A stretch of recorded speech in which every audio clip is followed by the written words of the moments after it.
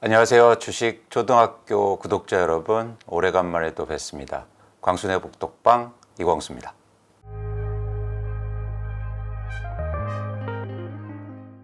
일단 부동산 가격이 결국 집값이 떨어지다가 올해 2월부터 다시 회복세를 좀 보이고 있고요. 그래서 지금 이제 8월, 9월인데 상승세가 조금 둔화되긴 모습이긴 하지만 뭐 일단 지표로만 보면 오르고 있는 상황입니다. 근데 실거래 가격을 보면 오르다가 조금씩 또 떨어지는 그런 아파트 단지들도 나오고 있거든요. 그래서 일단 굉장히 좀 혼란스러운 상황이다, 이렇게 정리해 볼 수 있습니다.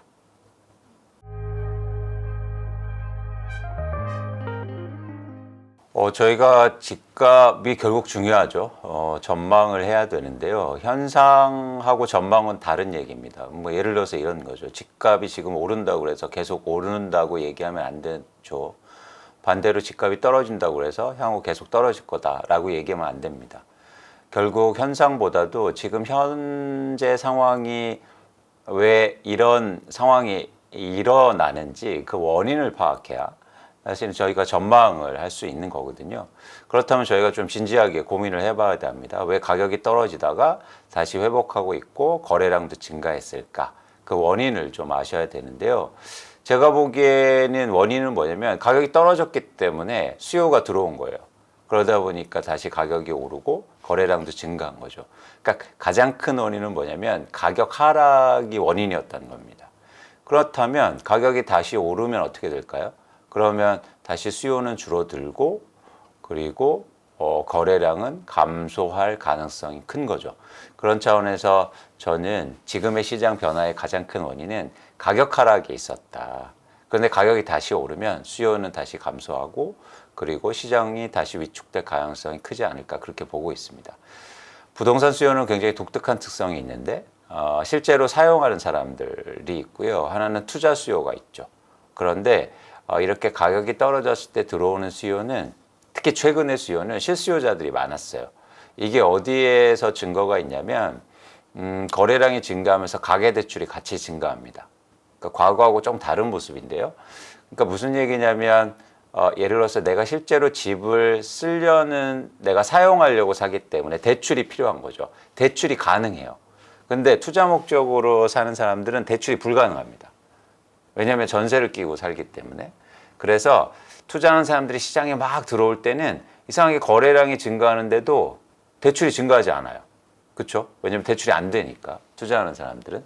그런데 지금은 수요가 증가하는데 그 이면에는 대출이 증가하는 걸 보이니까 사실 실수요 증가에 있었다. 근데 이 실수요의 독특한 특성은 얘기 드렸듯이 가격이 떨어지면 사지만 가격이 다시 오르면 다시 수요가 감소할 가능성이 있기 때문에 사실 이런 상황이 지속될 가능성은 좀 적지 않느냐 보고 있습니다.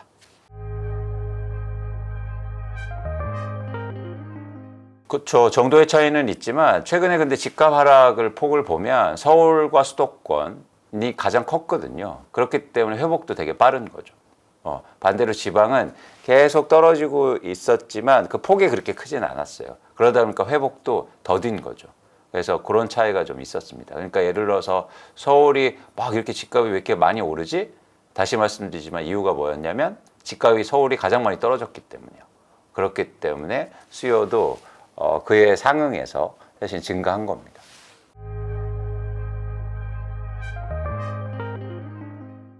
아니죠. 매물은 또 수요하고 다른 측면이에요. 매물은 시장에 내놓는 매물의 양이니까 그거는 집을 갖고 있는 사람들이 판다는 거거든요.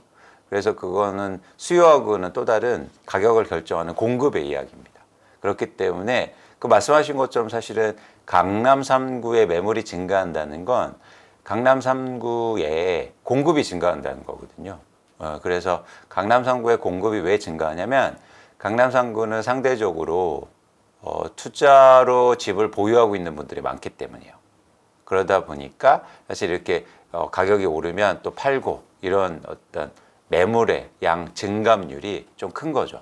그런 차원에서 이 매물과 수요는 좀 다르게 보실 필요가 있습니다. 그러니까 수요와 공급이라고 보시면 됩니다.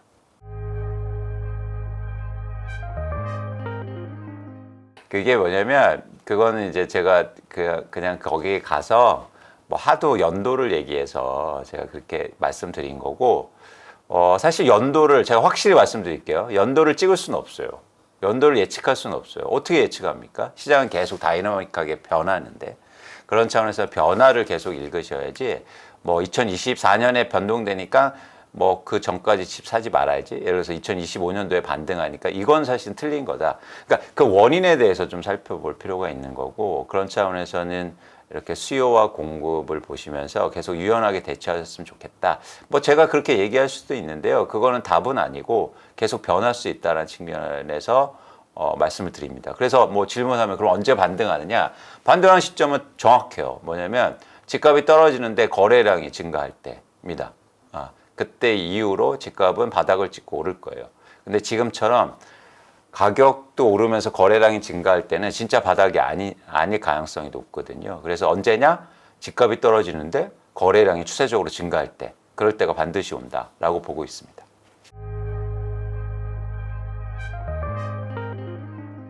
경우의 수가 있겠죠. 예를 들어서 자기가 그러니까 스스로 거주하고 있는 집을 대출을 받아서 사셨으면 버텨야죠, 뭐. 그거 버틸 각오로 사신 거 아니에요?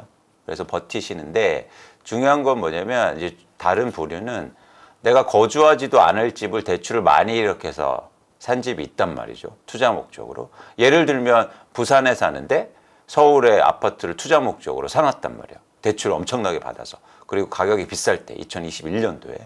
그러면 이제 계속 대출, 이자만 내고 계실 텐데, 그런 분들은 매각해야 된다.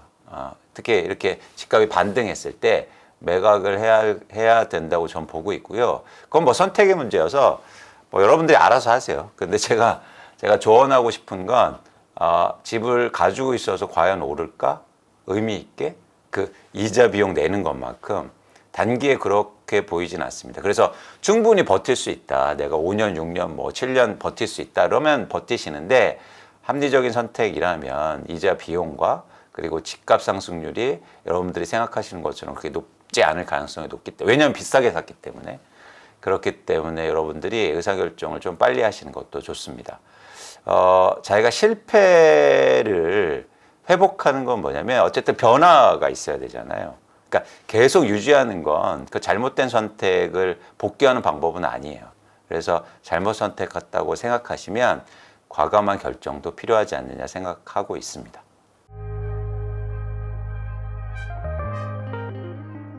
금리 전망은 할 수 없어요. 그건 중앙은행 총재도 모르는데 제가 할 수 없죠. 그러니까 여러분들이 주의하셔야 될 게 뭐냐면, 예를 들어서 이런 거죠.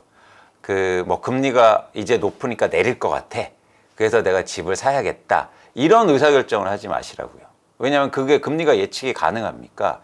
그러니까 예측할 수 있는 걸 예측하고 예측할 수 없는 것들을 통해서 결정하지 마셔야 된다. 그러니까 예를 들어서 지금 금리가 높다고 해서 금리가 내려갈 걸 예측해서 지금 막 집을 또 무리하게 샀다. 근데 만약에 금리가 최근에 보면 미국의 그 기준금리 올라가고 그 주식 가격이 막 빠지잖아요. 기준금리 올라간다고 하니까. 그러니까 불확실성이 사실은 되게 크다. 그런 차원에서 여러분들이 금리를 먼저 예측하지 않고, 전 그래서 한 번도 금리 예측을 한 적은 없어요. 예를 들어서 제가 금리가 올라갈 거니까 집을 팔아라. 뭐 금리가 내려갈 건 집을 사라. 뭐 이런 말씀을 드린 적이 없습니다. 그래서 저희가 예측할 수 없는 부분에 대해서 예측하지 마시라. 대신 이건 있죠. 어떤 게 확률이 높은가.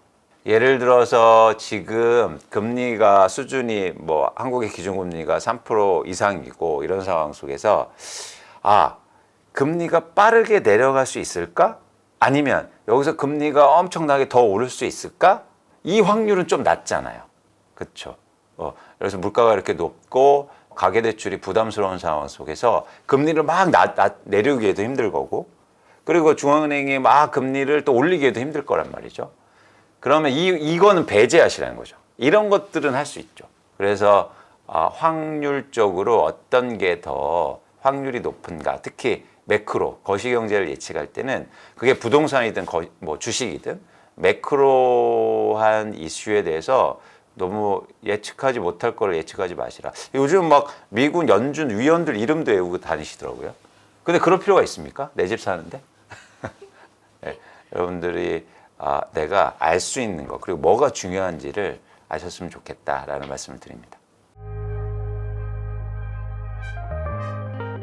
적정한 집값은 두 가지 관점이죠. 그러니까 뭐냐면 내가 살 수 있는 가격과 그리고 또 하나 뭐냐면 남들이 살 수 있는 가격이에요. 그러니까 예를 들어서 내가 막 돈이 많아서 아무 주택이나 다 살 수 있어.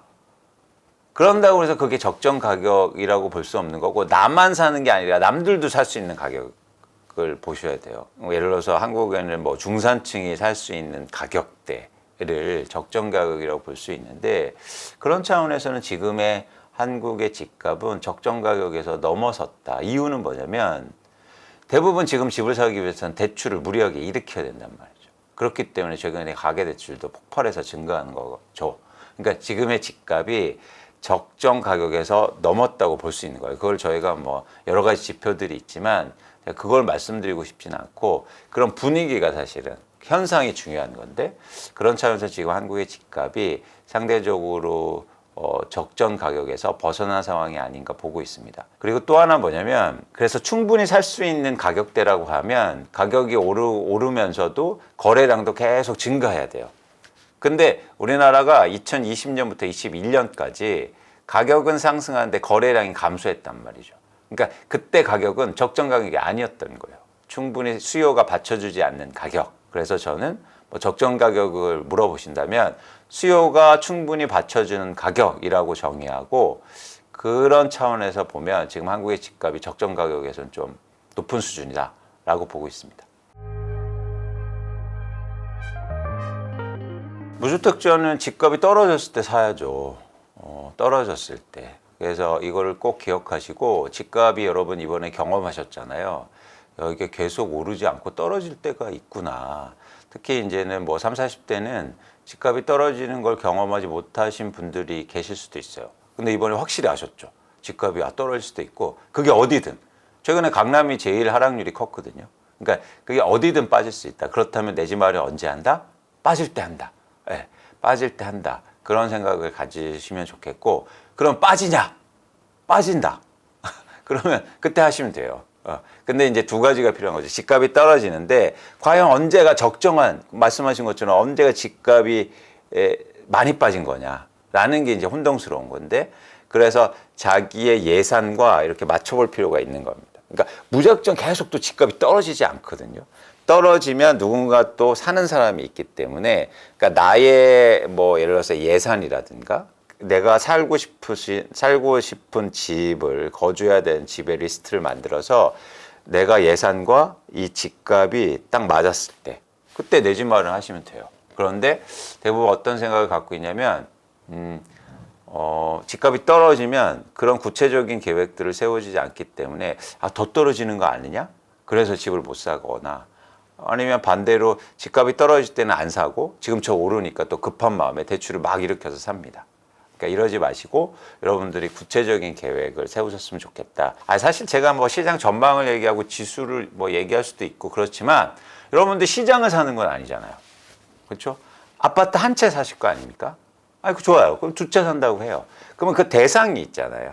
그 대상에 더 주목하셨으면 좋겠다. 그래서 뭐 시장의 전체적인 분위기도 중요하지만, 그러니까 주식하고는 약간 달라요. 주식은 뭐냐면 시장의 전체적인 분위기가 있죠. 그런데 부동산은 분위기도 있지만 내가 살고 싶은 아파트의 또 그 독특한 흐름도 있거든요. 그걸 잘 보셨으면 좋겠다는 말씀을 꼭 드리고 싶습니다. 근데 어쨌든 가격 빠지면 산다. 그거를 꼭 기억하셨으면 좋겠어요. 그리고 반드시 빠진다. 기회는 오지 않습니까? 그래서 안 빠지면 문제인데 빠지는 거 여러분들이 보셨고, 제 예측대로라면 빠질 수 있기 때문에 그런 시점을 내 집 마련할 때 기회로 삼으셨으면 좋겠습니다. 그러니까 영끌이라는 단어가 이제 부정적으로 들리긴 하지만, 집을 사는데 대출을 안 받을 수는 없어요.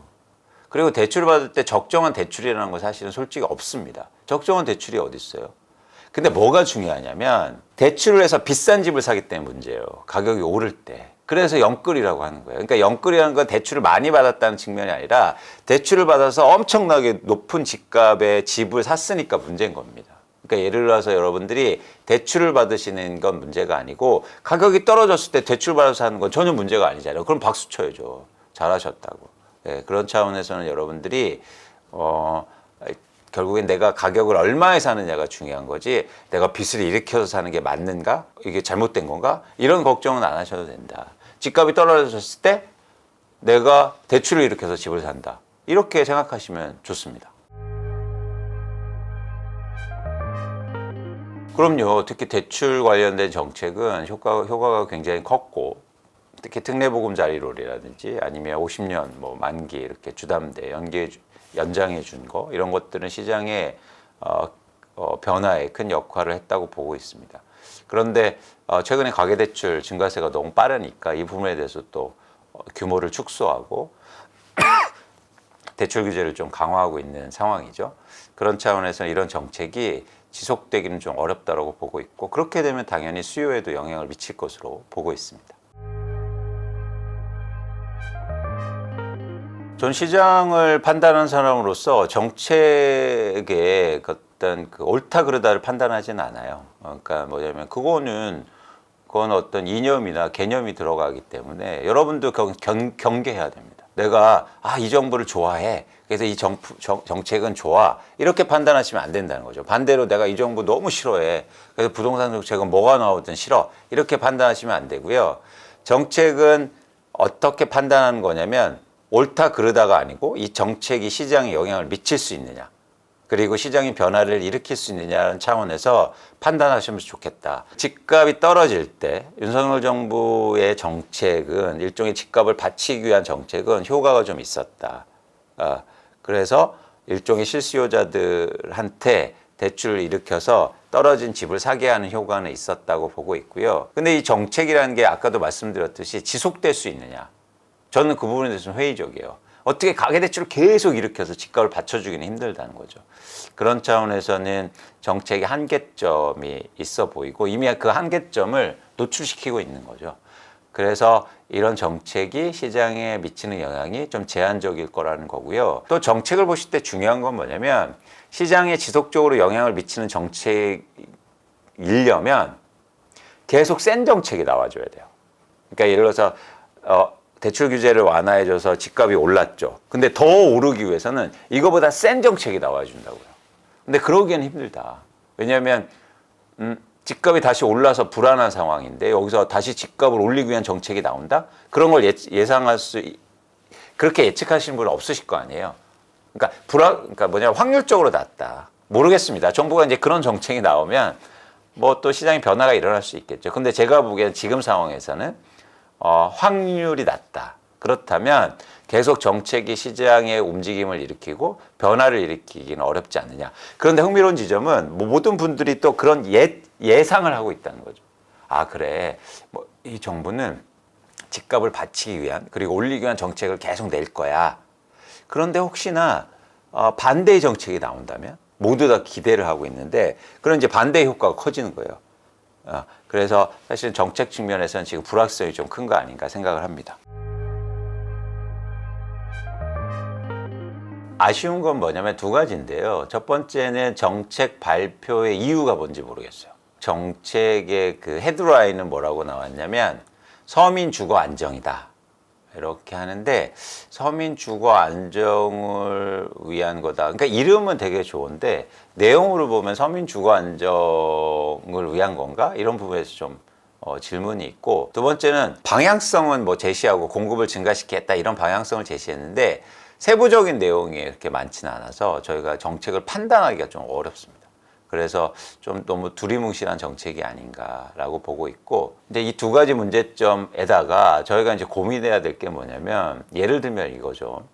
지금 집값이 다시 회복해서 올라서 집값을 안정시키기 위해서 공급을 증가시키겠다라고 말한다면, 또 두 가지 문제점이 있는 겁니다. 뭐냐면, 지금 집값이 오르는 건 제가 말씀드렸듯이 대출 규제 완화해주고 수요가 들어온 건데, 수요 얘기는 하지 않고 그냥 공급 얘기를 한다는 게 맞는 거냐라는 생각이 들고요. 두 번째는 뭐냐면 한국의 집값을 결정하는 공급은 건설사들이 짓는 공급도 있지만 집을 갖고 있는 사람들이 시장에 내놓는 매물의 양이 크게 또 영향을 미치거든요. 그런 차원에서는 뭐랄까 우리가 시장을 판단할 때 이런 건설사들이 짓는 아파트의 공급이 시장에 미치는 영향은 좀 제한적이지 않느냐라는 판단을 하고 있습니다.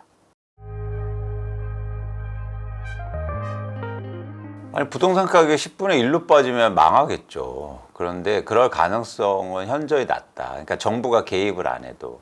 이유는 뭐냐면 부동산은 사용 가치가 있기 때문이에요. 그래서 쓸 수 있는 자산이기 때문에 그렇게 폭락할 수가 없습니다. 그렇게 떨어지면 누군가 살려는 사람들이 사거든요. 그러니까 주식 시장과는 달라요.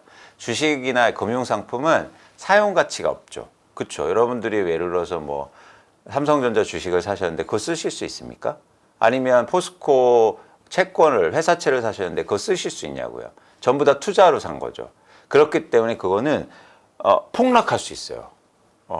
그렇죠. 그런데 우리가 여러분들이 거주하시고 쓰는 집은 사실은 그렇게 가격이 떨어질 수가 없단 말이죠. 떨어지면 누군가 사요. 그래서 정책이 굳이 개입하지 않더라도 부동산 가격이 그렇게 떨어질 수는 없다라는 거고요. 그래서 그 질문 자체가 좀 퀘스천인 거죠. 뭐냐면 집값이 그렇게 떨어지지 않는다? 왜? 정부가 그렇게 놔두지 않을 테니까가 아니고 집값은 그렇게 떨어질 수 없다. 왜요? 사용 가치가 있기 때문에. 이렇게 생각하시는 게 맞습니다. 이런 경우는 있어요. 예를 들어서 서브프라임 때 집값이 엄청나게 빠지잖아요. 미국 같은 경우에. 그건 뭐냐면 집값이 빠진 건 아니에요. 거기에 된 파생 상품이 빠진 거죠. 그건 투자 상품이에요. 사용 가치가 없었다. 그러니까 물론 뭐 기본적으로 기초 자산이 이런 어떤 집에 있었기 때문에 조금 다를 수는 있지만 사용 가치가 현저히 떨어진 자산이었다. 근데 한국의 집은 그런 파생 상품이나 금융 상품으로 연결된 구조가 아니거든요. 그렇기 때문에 대한민국의 집은 그렇게 막 10분의 1로 떨어지고 이러기는 힘들다.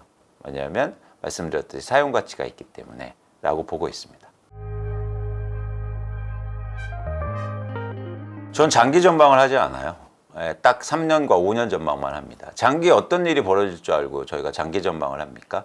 그러니까 장기에는 유연하게 생각하시고 여러분들이 단기에 단기라고 해서 뭐 한 달, 두 달이 아니라 한 3년, 5년만 대응하셨으면 좋겠다. 그걸 기준으로 해서 내 집 마련하시고 그리고 주택을 예를 들어서 투자하시는 거지 뭐 10년을 보고 뭐 투자를 한다? 저는 그거는 불확실성이 너무 커서 저는 그렇게 예측하지도 않고 있고요. 예를 들어서 그거는 무의미하다라고 저는 보고는 있습니다.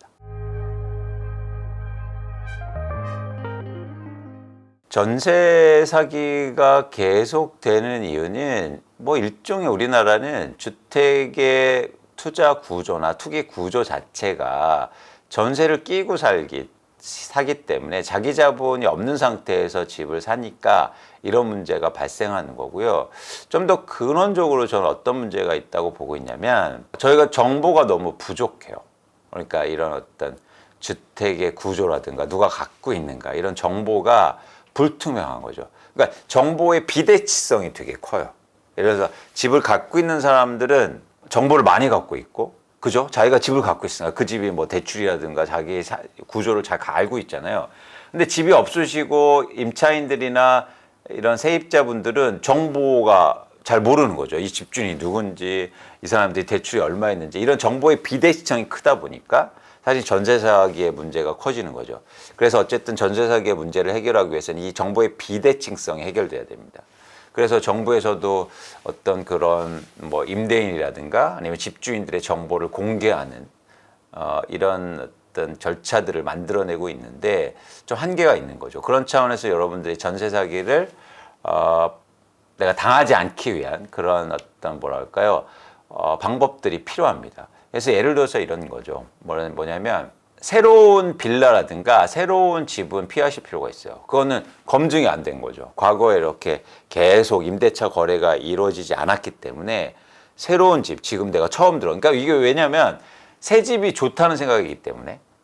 그래서 새 집을 이제 그렇게 계약하는데 좀 더 다르게 생각하시라. 뭐냐면 이런 어떤 전세자금을 지키기 위해서는 오히려 거래가 과거에 있었던 세입자도 누군가 있고 지금가 살고 있고 그런 집을 오히려 보시는 게 좋을 것 같고요.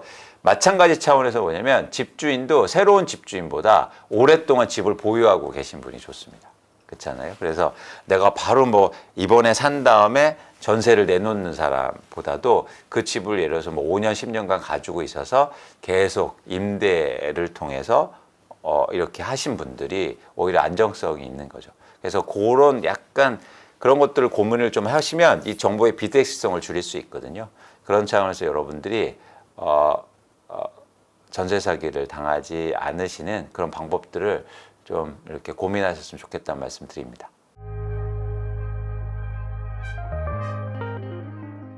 아니요, 걱정은 계속 하셔야죠. 걱정은 계속 하셔야 되고, 걱정을 하셔야, 그러니까 미연에 방지를 하고 있으니까.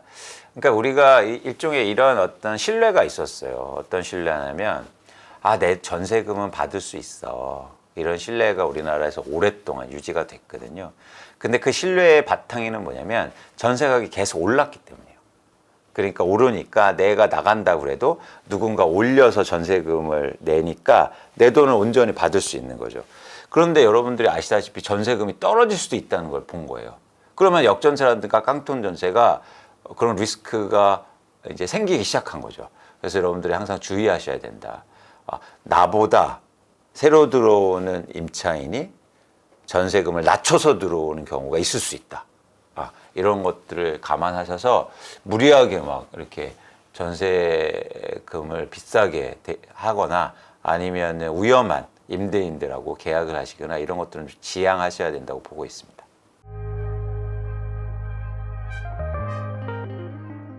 이것도 마찬가지예요. 전세 가격이 떨어질 때가 좋은 거예요. 그렇지 않습니까? 뭐 다른 답이 있을 수 있나요? 그렇죠? 전세도 여러분들이 전세 가격이 떨어질 때, 그러니까 최근에 전세 가격이 사실은 2년 전보다는 떨어지고 있고 일부 지역은 전세 가격이 떨어지는 상황이거든요. 근데 이런 거 있어요.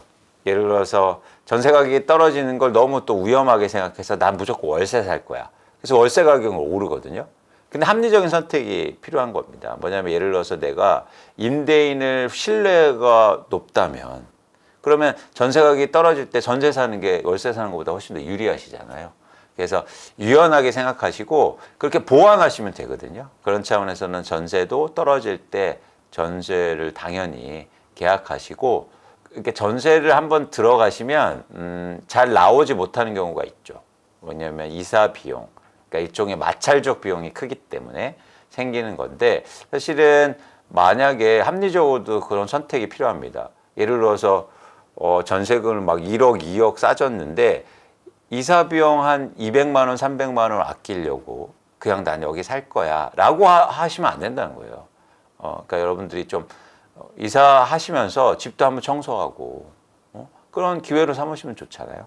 그래서 여러분들이 그렇게 좀 합리적, 지금 금리가 높기 때문에 예를 들어서 1, 2억이 사실은 장난이 아닙니다. 그래서 1억 아낀다면 예를 들어서 그거 5% 금리면 한 달에 뭐 50만 원씩 생기는 거잖아요. 40만 원, 50만 원씩.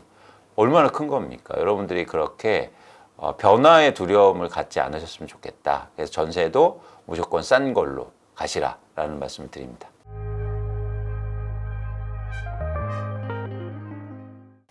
최근에 중국의 부동산의 문제 때문에 뭐 한국의 부동산이나 경제 위기를 말씀하시는 분들이 계신데 그 근거는 사실 있어요. 왜냐하면 2015년부터 2021년까지 OECD 국가 중에서 GDP 대비해서 그 가계대출 비율이 가장 많이 상승한 두 나라가 동일하게도 23%포인트 증가했는데요. 그게 중국과 한국입니다. 그런데 중국이 먼저 그런 문제가 생기는 거잖아요. 중국의 문제는 근본적으로 어떤 문제냐면 여러분들이 이해하셔야 될 게 그러니까 건설사들이 땅을 엄청나게 사놨어요. 분양을 하려고. 근데 개인들이 안 사주는 거예요. 그러다 보니까 중국의 건설사나 시행사들이 지금 부도 위기에 직면한 거죠. 그런데 왜 안 사줄까요? 중국의 가게들이. 그건 뭐냐면 최근에 가계대출 증가 속도가 굉장히 빨랐고 이게 집값이 비싸다고 생각하기 때문에 당연히 안 사겠죠. 그런데 저는 이 문제는 해결할 수 있다고 보고 있습니다. 두 가지인데 뭐냐면 개인이 사주면 해결이 돼요. 그렇잖아요. 그러면 개인이 사줄 능력이 되느냐라는 차원인데 전 충분하다고 보고 있어요. 왜냐하면 중국의 가계대출 비율이 GDP 대비해서 약 60%에서 70%밖에 되지 않아요. 그러니까 대출할 여력이 있다는 거예요. 평균적으로만 보면. 그러면 사줄 수는 있다. 그러면 중요한 거 뭐냐면 어떻게 하면 사줄 거냐라는 거죠. 그러니까 그냥 사줄 거 아니잖아요. 그래서 정책이 최근에 나오고 있습니다. 중국 정부가 개인들이 집을 사기 위해서 예를 들어서 대출 규제 완화도 해주고 여러 가지 혜택을 주기 시작할 거예요. 이게 강하면 어떻게 됩니까? 개인들이 여력이 있으니까 집을 사주겠죠. 또 하나 시장이 어려워지니까 건설사들이 가격을 낮추고 있는 거예요. 그러면 가격이 떨어지면 당연히 수요가 들어와서 사겠죠. 그래서 그런 차원에서는 저는 중국의 부동산 문제가 지금은 굉장히 심각하지만 해결될 가능성이 높다. 그렇게 판단하고는 있습니다. 그래서 그 문제 때문에 한국의 부동산의 위기를 얘기하거나 이러진 않습니다. 한국의 부동산 PF는 문제가 좀 심각해요. 왜냐하면 이게 그래서 최근에 이제 정부의 정책도 부동산 PF에서 지급 보증 금액을 올려주고 뭐 이렇게 지원해 주겠다는 건데 한계가 있습니다. 이것도 마찬가지로 부동산 PF 문제가 왜 생겼느냐? 땅을 비싸게 샀기 때문이요. 그런데 근본적인 문제 해결이 안 되는 거죠. 문제 해결이 되려면 분양을 해서 높은 가격에 그 아파트를 팔아야 되는데 지금 그렇게 사줄 만한 수요가 없습니다. 그러면 이 문제 해결은 저는 되게 힘들다. 일시적으로 만기 연장해주고 뭐 최근엔 심지어 이자 후불제까지 되고 있는데 이렇게 해서 버텨낼 수 있는 문제가 아니다.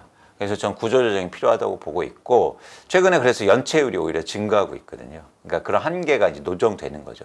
근데 우리가 이제 경착륙이다, 연착륙이다 이런 말씀을 많이 하시는데 저는 부동산 경착륙이 되게 우려가 돼요. 그래서 왜냐하면 경착륙과 연착륙의 차이는 가격이 많이 떨어지는 게 아니고 그런 문제가 되는 게 일시적으로 나타날 때 경착륙이라고 해요. 그런 문제들이 하나둘씩 나와서 이렇게 소프트 랜딩, 연착륙을 할 수 있는. 근데 지금 부동산 PF가 어떤 문제가 있냐면 그 문제가 조금이라도 발생될까봐 그걸 막 틀어막고 있어요. 하나도 나오면 안 돼.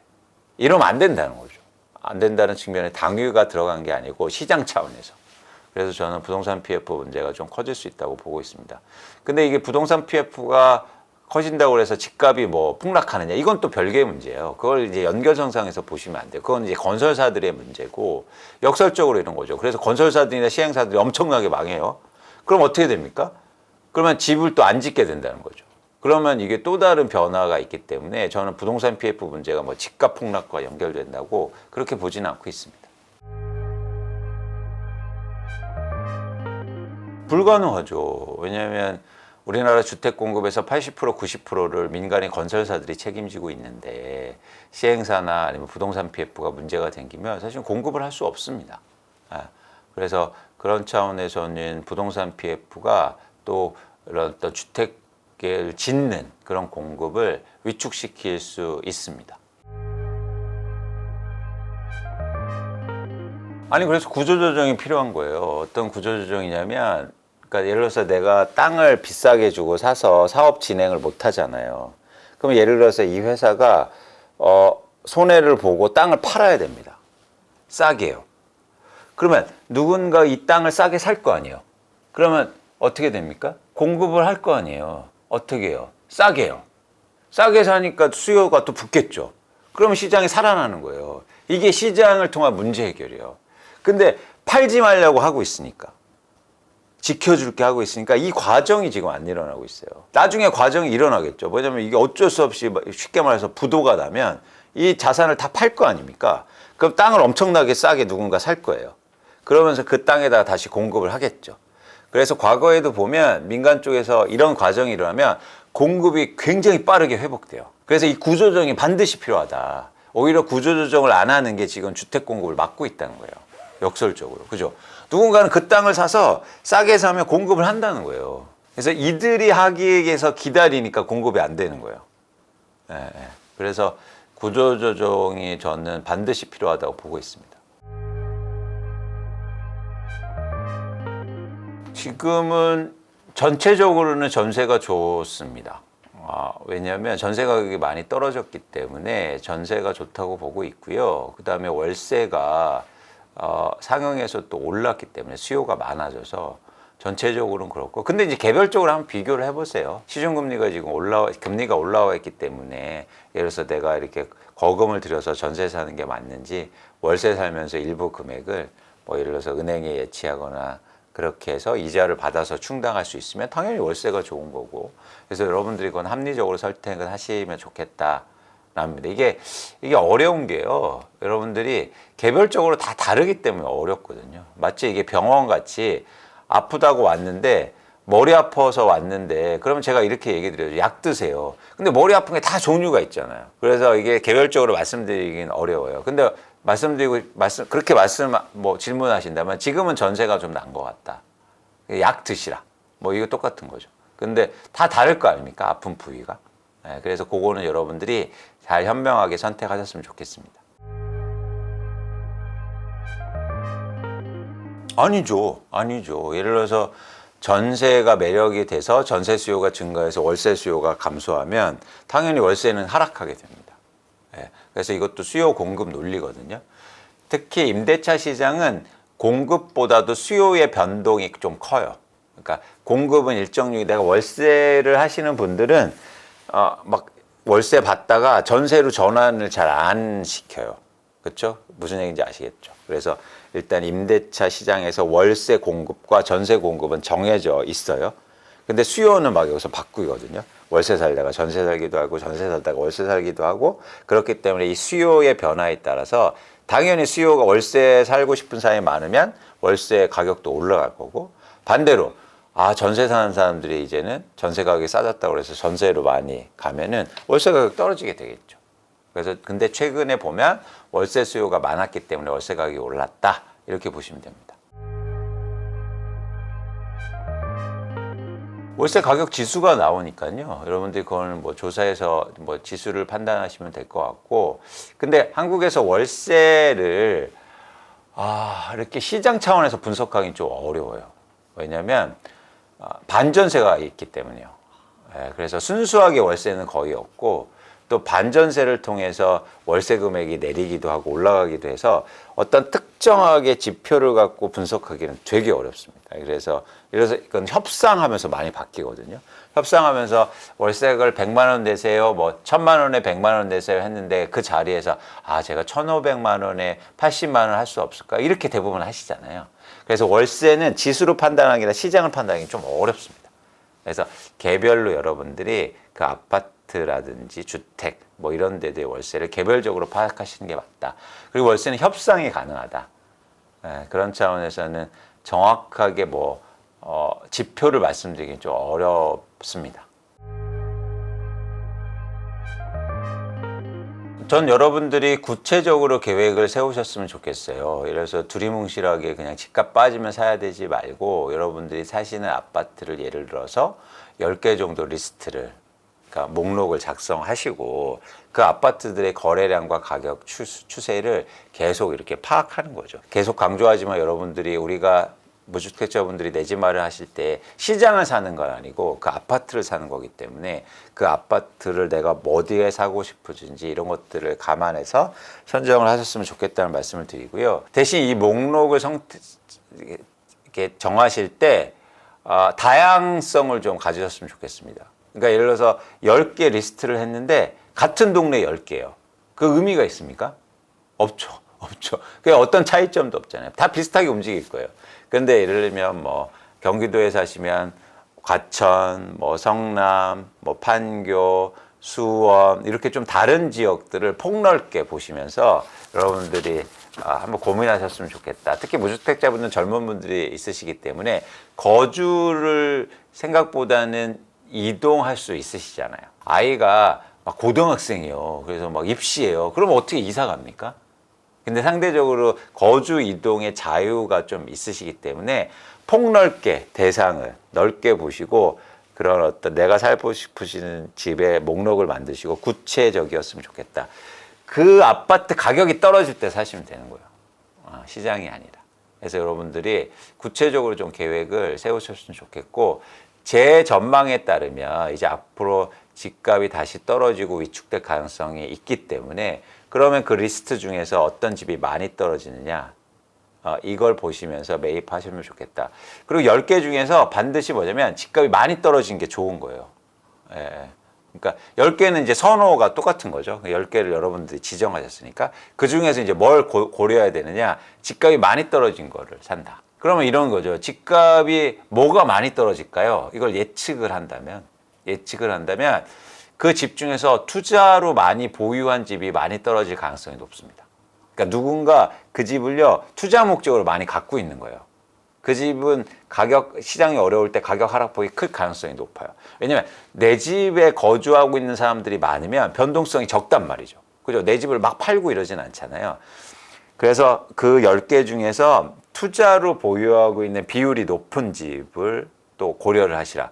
그러면 투자로 많이 있는 집은 어떻게 골라요? 이렇게 질문하시면 그 단지, 그 아파트에서 2년 동안 전월세 계약이 몇 채가 됐는지. 그러면 투자로 갖고 있으면 전월세로 내놨을 거 아니에요. 그렇죠? 그래서 2년 계약 주기니까 2년 동안 이 아파트가 몇 채 정도 전월세가 거래됐는지를 보면 비교가 되는 거죠. 예를 들어서 어떤 단지는 이게 똑같이 1000단지인데 2년 동안 전월세 계약을 100채를 해요. 그러면 투자 목적으로 누군가 100채를 여기 갖고 있는 거예요. 근데 어떤 단지는 똑같이 1000세대인데 200채가 거래됩니다. 그럼 훨씬 두 번째가 높죠. 전월세 비율이요. 그렇죠? 그러면 두 번째 집이 가격 변동폭이 클 수 있어요. 많이 떨어질 수 있다는 거예요. 쉽게 말하면. 근데 많이 떨어지면 또 그런 집들이 또 빠르게 회복합니다. 그래서 여러분들이 그렇게 정량적인 지표가 중요한 거예요. 예를 들어서 이런 거죠. 아, 거기 교통 좋대. 교통 좋은 건 뭡니까? 이게 정량적으로 측정이 되나요? 5분이 좋은 건가요? 10분이 좋은 건가요? 15분이 좋은 거예요? 나는 걷는 걸 좋아해. 그래서 15분이 좋아. 이러시는 분들이 계실 테고. 그죠? 예를 들어서 나는 10분 이상은 못 걸어. 말이 안 돼. 무조건 5분이어야 돼. 그러니까 가치에 따라서 달라질 수 있잖아요. 이걸 통해서 대상을 구분하시면 오류가 생길 수 있다. 그래서 정량적인 지표들. 예를 들어서 말씀드린 것처럼 누군가 전월세를 100채를 하고 200채를 했다면 당연히 200채 갖고 있는 게 투자로 많이 갖고 있는 거 아닌가요? 어떤 이견이 있습니까? 그렇죠? 이견이 있으면 댓글 달아주세요. 이견이 있으시면. 그러니까 이견이 적은 걸 통해서 여러분들이 선택사항을 좁혀라. 그 말씀을 꼭 드리고 싶습니다. 그래서 그렇게 되면 내 집 마련 전략이 구체성을 띠는 거예요. 아, 난 학군 좋은 데 사야지. 학군 좋은 게 뭡니까? 좋은 학교 많이 가는 게 학군 좋을 수도 있어요. 그러면 좋은 학교 가는 게 10명이 많이 가는 겁니까? 50명이 많이 가는 거죠. 그런데 그게 애매하다는 거죠. 좋은 학교 기준도 되게 다르고. 그런 차원에서 여러분들이 조금 더 이견이 적은, 논란이 적은 기준을 통해서 결정하시라 라는 말씀을 꼭 드립니다. 그거는 집값이 떨어질 때가 좋죠. 그것도 마찬가지로. 뭐냐면 내가 지금 살고 있는 집인데 집값이 떨어질 때는 좋은 집들이, 예를 들어서 좋은 집들이라고 여러분들이 대부분 생각하는 집들이 비싸거나 이런 집들이에요. 그런 집들이 더 많이 빠지거든요. 그러니까 사실은 떨어질 때가 훨씬 더 이동하기 쉬운 거죠. 오를 때는 반대입니다. 내 집은 더 오르지만 이 집은 더 많이 오를 거잖아요. 오를 때 갈아타면 사실 더 부담이 커지는 거죠. 근데 이 갈아타기가 앞으로는 좀 트렌드가 바뀔 수 있다는 걸 여러분들이 꼭 아셔야 돼요. 뭐냐면 갈아타기라는 게 꼭 좋은 집으로 옮기는 거냐, 앞으로 반대 현상이 일어날 수도 있습니다. 뭐냐면 예를 들어서 이거죠. 강남에 집을 갖고 있는데 이제는 어르신이 혼자 사세요. 그러면 내가 그 자산 한 채 있는데 위로 갈아타기 아니고 밑으로 갈아탈 가능성이 커 보인다는 거죠.